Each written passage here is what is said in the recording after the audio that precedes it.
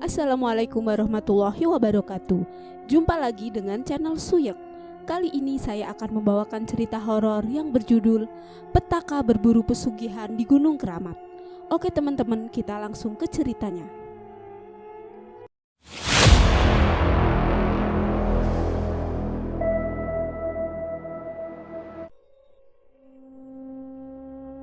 Jawa Barat 2007. Kisah ini berawal dari Pak Daris yang baru saja menemui temannya bernama Pak Aji.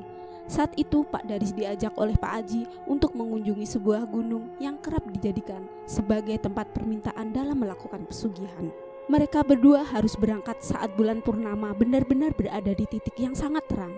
Lalu mereka juga membawa sebuah sesajen khusus yang nantinya akan digunakan sebagai persyaratan dalam melakukan pesugihan tersebut. Mereka melakukan pendakian menuju gunung tersebut tepat di sore hari. Alasan keduanya melakukan pendakian di sore hari adalah karena mereka tahu jika waktu malam bulan purnama akan muncul. Disitulah mereka akan berhenti di sebuah tempat yang diyakini sebagai tempat memohon atau meminta pesugihan. Tepat jam 5 sore, Pak Daris dan Pak Aji berangkat dari base camp. Segala macam logistik dan alat-alat pendakian sudah lengkap. Alhasil, dalam perjalanan menuju ke atas, mereka sudah siap dengan semua kebutuhan yang mereka telah sediakan terlebih dahulu. Singkat cerita, saat mereka ingin menuju ke pos 1, Pak Aji merasa ada sesuatu yang mengikutinya dari belakang. Kebetulan, Pak Daris berada di bagian belakang dan yang menjadi penunjuk jalan adalah Pak Aji. Pak Daris pun meminta kepada Pak Aji untuk berhenti sejenak karena perasaannya tidak enak. Akhirnya mereka pun beristirahat di pertengahan perjalanan pos 1. Saat itu waktu sudah menunjukkan pukul 17.30 waktu Indonesia Barat. Dalam istirahat tersebut, Pak Aji memperhatikan raut wajah Pak Daris. Terlihat dengan jelas mimik wajah Pak Daris yang kelelahan. Pak Aji pun menyuruh kepada Pak Daris untuk meminum terlebih dahulu. "Pak, minum saja dulu. Perjalanan masih sangat jauh," ucap Pak Daris. "Kita akan berhenti di pos berapa?" tanya Pak Daris. "Perkiraan kita akan berhenti di pos 4. Lalu kita akan menuju sebuah tempat yang tidak sesuai dengan jalur pendakian," jelas Pak Aji. Mendengar hal itu, Pak Daris hanya terdiam. Sebenarnya dia belum pernah menaiki gunung yang berada di Jawa Tengah. Karena memang keduanya memiliki hajat, jadi mereka tidak akan sampai menuju puncak, melainkan akan melakukan sebuah ritual di sebuah tempat yang jaraknya tidak terlalu jauh dengan pos 4. Setelah 10 menit mereka beristirahat, Pak Aji pun menyuruh kepada Pak Daris untuk segera melanjutkan perjalanan. Mereka berdua pun akhirnya melanjutkan perjalanan kembali menuju ke pos 1.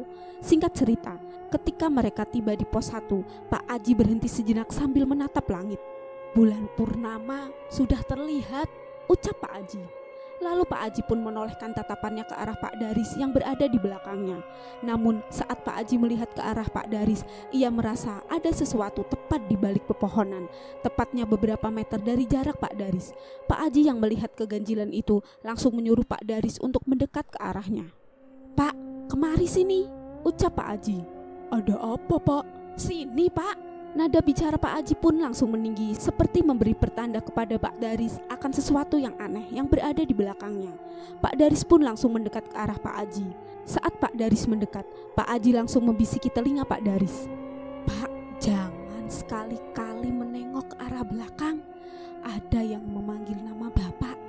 Jangan dijawab atau menengok ke arah belakang, sekalipun itu suara anak Bapak sendiri," ucap Pak Aji.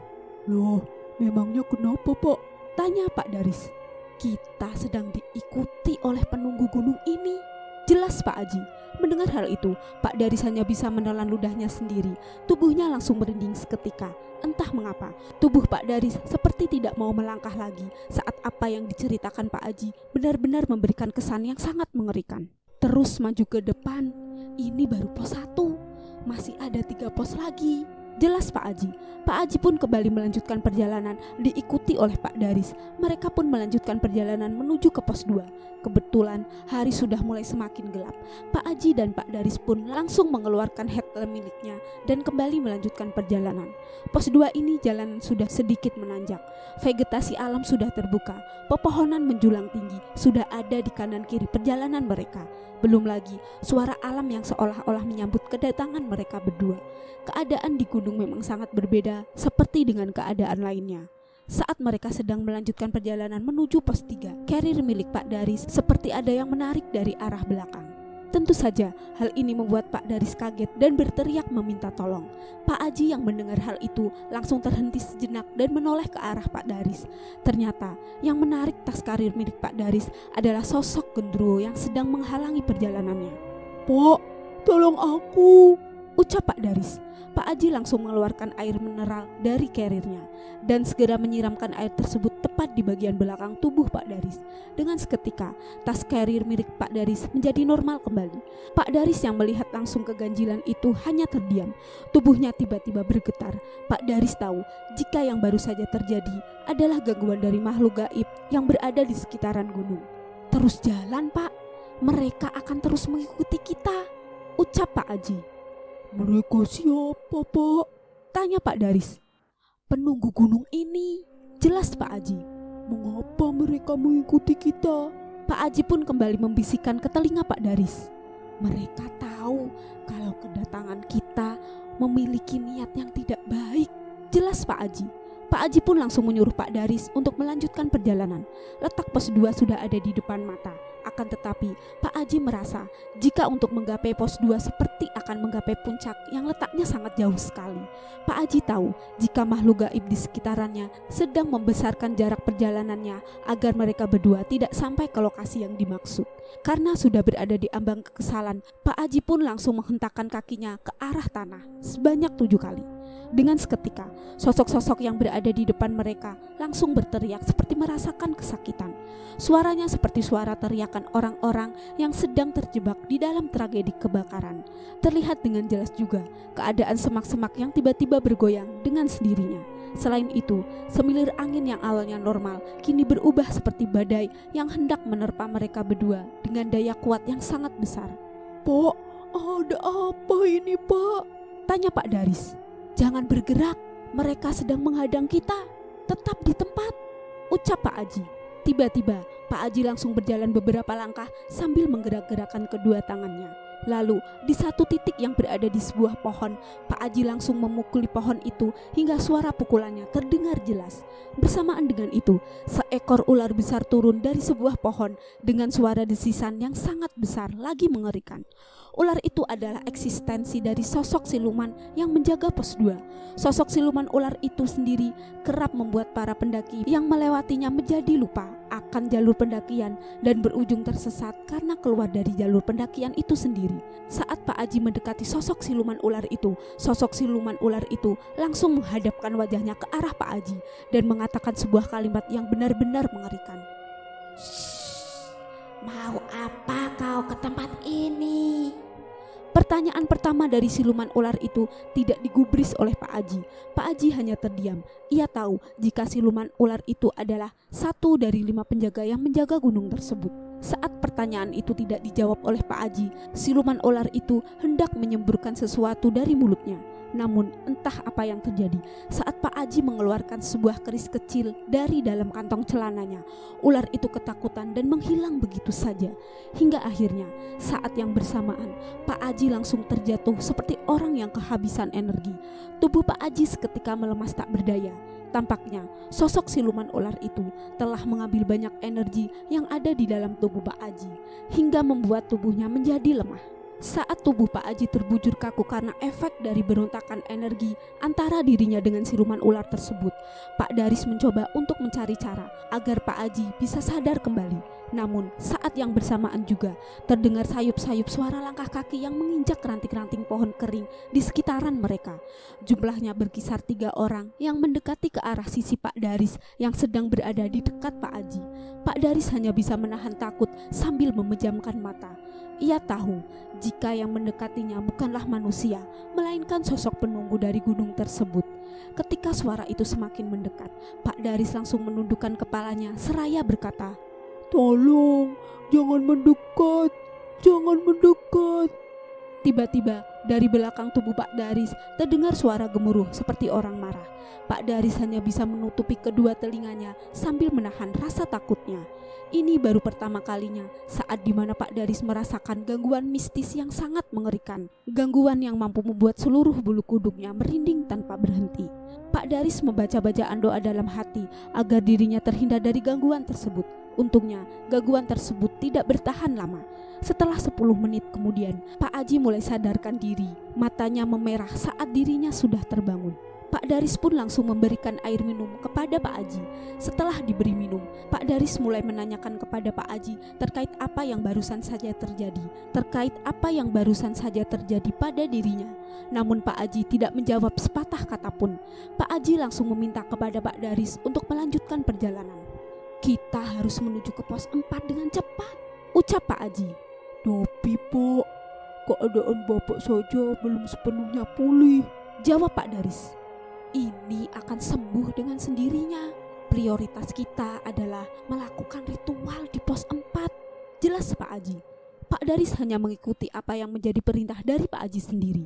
Mereka berdua pun melanjutkan perjalanan menuju pos 3. Pos 3 ini dikenal dengan jalurnya yang sangat curam dan menanjak. Akar-akaran pohon yang bergelombang serta kondisi tanahnya yang tidak landai membuat mereka berdua benar-benar waspada terkait apa yang ada di sekitarannya. Selain gangguan-gangguan yang bersifat gaib, hewan-hewan liar juga masih sering melewati di jalur ini. Tidak heran, banyak pendaki yang menghindari pos 3 ini ketika melakukan pendakian di malam hari. Pak Aji dan Pak Daris sendiri telah siap untuk mengambil resiko tatkala mereka memaksakan perjalanan untuk menuju ke pos berikutnya. Padahal hari sudah memasuki malam. Belum lagi suara-suara aneh yang berada di sekitaran membuat atmosfer perjalanan mereka terbilang sangat mengerikan. Sesampainya di pos 3, Pak Aji mengambil sejumput tanah lalu memasukkannya ke dalam sebuah kain berwarna putih. Entah apa yang dilakukan oleh Pak Aji sendiri, namun Pak Daris meyakini bahwa tanah itu bukanlah tanah biasa. Artinya, Pak Aji menggunakan tanah itu sebagai media atau untuk melakukan ritual yang akan digelar di pos 4. Setelah Pak Aji mengambil sejumput tanah yang berada di pos 3, ia kembali duduk dan bersandar di pohon besar yang ada di belakangnya. Pak Daris juga mengikuti hal yang sama. Ia duduk dan bersandar di pohon tersebut sambil mengamati bulan purnama yang menerangi sekitaran. Saat dimana mereka sedang asyik-asyiknya menatap bulan, tiba-tiba dari belakang mereka terdengar suara rintihan orang menangis. Suara itu terdengar dengan jelas hingga membuat Pak Daris ketakutan karenanya. Pak Aji pun menyarankan kepada Pak Daris untuk tidak bersuara. Ia memerintahkan hal tersebut karena sosok itu sangatlah mengganggu. Konon, jika ada pendaki yang mencari sumber dari suara rintihan tangis itu, mereka akan ditempeli oleh sosok itu hingga turun dari gunung. Ciri-ciri orang yang ditempeli sosok tersebut adalah badannya menjadi hangat, tubuhnya sulit untuk digerakkan, dan yang paling parah adalah perutnya akan merasakan mual yang sangat hebat. Suara rintihan tangis itu masih terngiang-ngiang di telinga Pak Daris hingga akhirnya 5 menit kemudian suara itu menghilang. Pak Aji masih belum berkata apapun kepada Pak Daris terkait suara rintihan tersebut.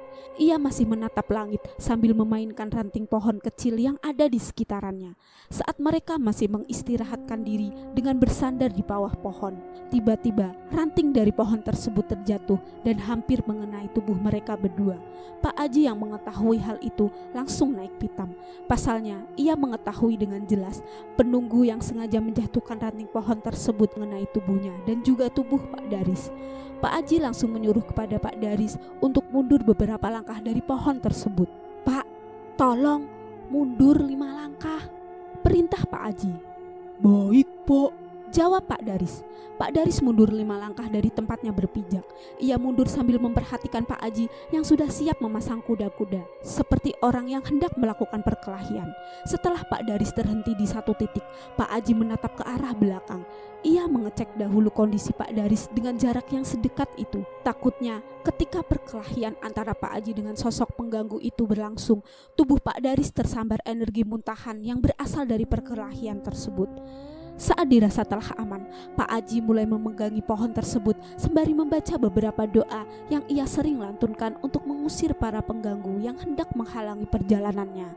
Setelah semua dirasa telah selesai, tiba-tiba dari tangan Pak Aji keluar asap yang mengepul ke udara dan mengelilingi seluruh tubuh Pak Aji bagaikan kabut. Baru kali ini Pak Daris melihat keganjilan yang benar-benar nyata. Faktanya, orang yang mampu melakukan hal tersebut memang bukan berasal dari orang-orang biasa, melainkan mereka semua memiliki keilmuan tertentu yang mampu menjadikan energi di dalamnya sebagai bentuk dari eksistensi kehadiran dari makhluk-makhluk halus yang berada di sekitarannya. Entah memang hanya perasaan Pak Daris saja atau bagaimana. Saat Pak Daris menatap ke arah pepohonan tersebut, ia melihat seorang wanita sedang terduduk dengan mengenakan gaun berwarna putih kecoklatan. Pak Daris yang melihat jelas sosok tersebut langsung mengubah pandangannya ke arah bawah. Ia merasa jika sosok tersebut benar-benar pengganggu yang dimaksud, yaitu pengganggu yang melemparkan ranting dari atas pohon. Setelah asap itu mengepul keluar, Pak Daris mulai memukul-mukul pohon itu sebanyak 7 kali. Dengan seketika, bumi seperti tergoncang. Pak Daris merasakan getaran hebat dari sekitaran pijakannya. Hal itu bisa disamakan seperti gempa kecil yang efeknya dapat membuat orang menjadi pusing dan sedikit kehilangan keseimbangan dari tubuhnya. Tak lama berselang, saat Pak Aji memukul pohon itu sebanyak 7 kali, sosok yang berada di atas pohon itu menghilang dengan seketika. Lalu Pak Aji pun langsung menetralkan kembali tubuhnya agar terhindar dari gangguan-gangguan atau tempelan-tempelan lain dari sekitarannya. Akan tetapi, saat Pak Aji usai melakukan penetralan, Pak Aji memasang raut wajah ketakutan saat menatap Pak Daris yang berada di hadapannya. "Pak Daris, jangan bergerak Pak. Tenang dan diam di situ," ucap Pak Aji. Pak Daris belum mengerti apa yang ada di belakang tubuhnya. Namun ia sendiri menyadari ada suara dengan nada yang sangat berat tepat berada di belakang tubuhnya. "Pak, tetap tenang dan jangan bergerak," ucap Pak Aji. Memangnya ada apa, Pak? Tanya Pak Daris ketakutan. "Di belakang Bapak ada genderuwo," jelas Pak Aji. Pak Aji pun dengan cepat mengambil sejumput garam yang ada di dalam tas karirnya. Saat tangan Pak Aji hendak mengambil garam yang berada di tas karirnya, sosok hitam itu perlahan mendekap tubuh Pak Daris. "Pak, tubuh saya kok seperti ada yang meluk dari belakang?" Tanya Pak Daris. Pak Aji perlahan melihat sosok genderuwo itu yang sedang menatap ke arahnya dengan tatapan yang penuh amarah. Dari mulutnya keluar beberapa kalimat yang bertujuan untuk memeringati tindakan Pak Aji dan Pak Daris yang hendak melakukan sesuatu yang tidak baik di gunung tersebut. "Ojo ngerusak panggonanku." Pak Daris berteriak kencang ketika tubuhnya merasa ditekan dengan tekanan yang sangat keras. "Pak, tubuh saya, Pak!" teriak Pak Daris. Pak Aji tidak bisa berbuat apa-apa selain menahan beberapa waktu agar Pak Daris bisa selamat. Namun Pak Aji juga tidak sadar bahwa sosok hitam itu tidak datang sendirian. Suara eraman seperti orang marah dan kesal terdengar di mana-mana. Mereka semua ternyata datang bergerombolan dan berencana untuk menghentikan langkah Pak Aji dan Pak Daris yang ingin melakukan sebuah ritual pesugihan di pos 4. Karena memang keadaan tidak menguntungkan, Pak Aji pun mencari cara agar kondisi bisa kembali kondusif. Dan cara yang paling efektif adalah dengan cara meminta maaf terhadap seluruh penghuni yang ada di gunung tersebut. Hal ini terjadi karena niat kotor yang ia bawa dari awal yang hendak melakukan ritual pesugihan di pos 4. Akhirnya Pak Aji pun menundukkan kepalanya sembari meletakkan 2 tangannya di atas kepala, seperti orang yang sedang meminta maaf dan ampunan terhadap apa yang ia lakukan karena niat kotor yang terletak dalam dirinya sendiri. Namun suara eraman seperti nada marah itu tidak berhenti walaupun Pak Aji telah meminta maaf. Tubuh dari Pak Daris melemah. Wajahnya memucat seperti orang yang hendak kehabisan nafas. "Tolong lepaskan temanku, biar aku saja yang tinggal di gunung ini," ucap Pak Aji. Pak Daris tidak bisa berkata apapun. Nafasnya kian terhenti sedikit demi sedikit. Pak Aji langsung membuka bajunya dan mengambil sebilah pisau lalu menggoreskannya ke tangan secara perlahan. Dengan seketika, bau darah itu membuat para genderuwo yang berada di sekitaran melirik ke arah Pak Aji. Para genderuwo itu berebutan untuk menarik tubuh Pak Aji hingga membawanya ke semak belukar. "Ah!" Suara teriakan dari Pak Aji membuat Pak Daris menyadari bahwa seluruh genderuwo itu sedang menarik tubuh Pak Aji menuju suatu tempat.